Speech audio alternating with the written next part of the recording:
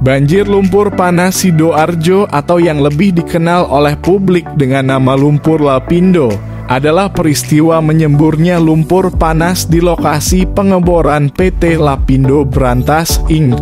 di Dusun Balongnongo, Desa Renokenongo, dan Desa Jatirejo, Kecamatan Porong, Kabupaten Sidoarjo, Jawa Timur, Indonesia, sejak tanggal 29 Mei 2006. Semburan lumpur panas selama bertahun-tahun ini menyebabkan tergenangnya kawasan permukiman, pertanian, dan perindustrian di 3 kecamatan di sekitarnya, serta memengaruhi aktivitas perekonomian di Jawa Timur. Lokasi semburan lumpur ini terletak di Porong, yakni kecamatan di bagian selatan Kabupaten Sidoarjo, sekitar 12 km sebelah selatan kota Sidoarjo. Kecamatan ini berbatasan dengan Kecamatan Gempol, Kabupaten Pasuruan di sebelah selatan. Lumpur Lapindo meluap karena kegiatan PT Lapindo di dekat lokasi itu. Lapindo berantas melakukan pengeboran sumur Banjar Panji 1 pada awal Maret 2006 dengan menggunakan perusahaan kontraktor pengeboran PT Medici Citra Nusantara. Kontrak itu diperoleh Medici atas nama Alton International Indonesia Januari 2006 setelah menang tender pengeboran dari Lapindo senilai $24 juta. Berdasarkan beberapa pendapat ahli, lumpur keluar disebabkan karena adanya patahan.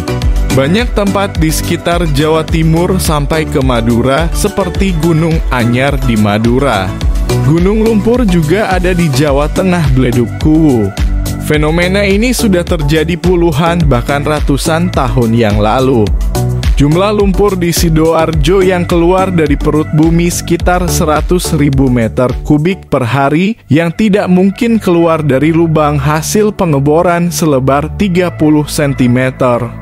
Dan akibat pendapat awal dari Wahana Lingkungan Hidup Indonesia maupun Kementerian Lingkungan Hidup Indonesia yang mengatakan lumpur di Sidoarjo ini berbahaya, menyebabkan dibuat tanggul di atas tanah milik masyarakat, yang karena volumenya besar sehingga tidak mungkin menampung seluruh luapan lumpur dan akhirnya menjadikan lahan yang terkena dampak menjadi semakin meluas.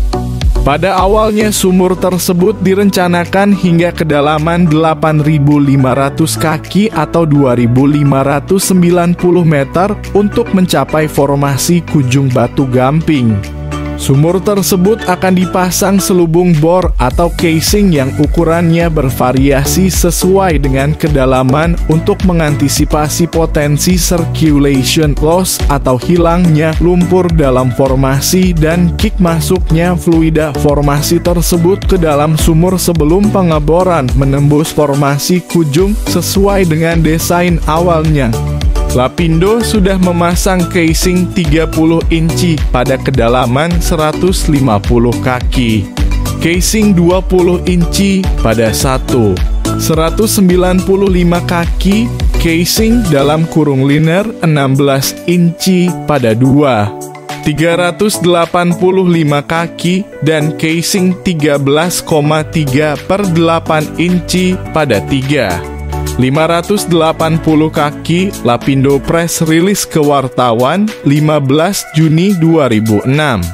Ketika Lapindo mengebor lapisan bumi dari kedalaman 3, 580 kaki sampai ke 9. 297 kaki mereka belum memasang casing 9,5 per 8 inci yang rencananya akan dipasang tepat di kedalaman batas antara formasi Kalibang bawah dengan formasi Kujung 8, 500 kaki. Diperkirakan bahwa Lapindo sejak awal merencanakan kegiatan pengeboran ini dengan membuat prognosis pengeboran yang salah. Mereka membuat prognosis dengan mengasumsikan zona pengeboran mereka di zona Rembang dengan target pengeborannya adalah formasi Kujung. Padahal mereka membor di zona Kendeng yang tidak ada formasi Kujungnya. Alhasil, mereka merencanakan memasang casing setelah menyentuh target, yaitu batu gamping formasi Kujung yang sebenarnya tidak ada. Selama mengebor, mereka tidak meng-casing lubang karena kegiatan pemboran masih berlangsung. Selama pemboran, lumpur overpressure dari formasi Pucangan sudah berusaha menerobos, tetapi dapat diatasi dengan pompa lumpur Lapindo Medici. Setelah kedalaman 9.297 kaki, akhirnya mata bor menyentuh batu gamping. Lapindo mengira target formasi Kujung sudah tercapai, padahal mereka hanya menyentuh formasi Klitik. Batu gamping formasi Klitik sangat poros. Akibatnya lumpur yang digunakan untuk melawan lumpur formasi Pucangan hilang masuk ke lubang di batu gamping formasi Klitik atau circulation loss, sehingga Lapindo kehilangan atau kehabisan lumpur di permukaan. Akibat dari habisnya lumpur Lapindo, maka lumpur formasi Pucangan berusaha menerobos keluar, terjadi kick. Mata bor berusaha ditarik tetapi terjepit sehingga dipotong. Sesuai prosedur standar, operasi pengeboran dihentikan, perangkap blowout preventer BOP di rig segera ditutup dan segera dipompakan lumpur pengeboran berdensitas berat ke dalam sumur dengan tujuan mematikan kick.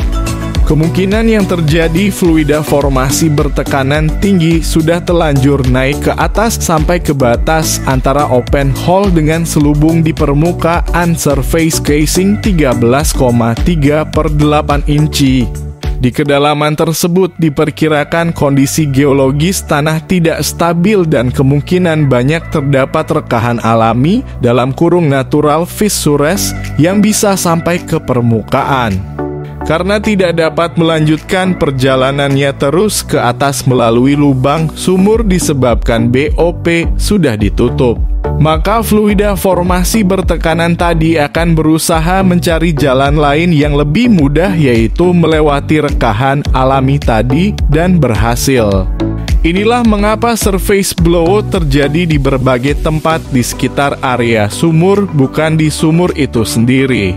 Perlu diketahui bahwa untuk operasi sebuah kegiatan pengeboran migas di Indonesia, setiap tindakan harus seizin BPMI-GAS. Semua dokumen, terutama tentang pemasangan casing, sudah disetujui oleh BPMI-GAS.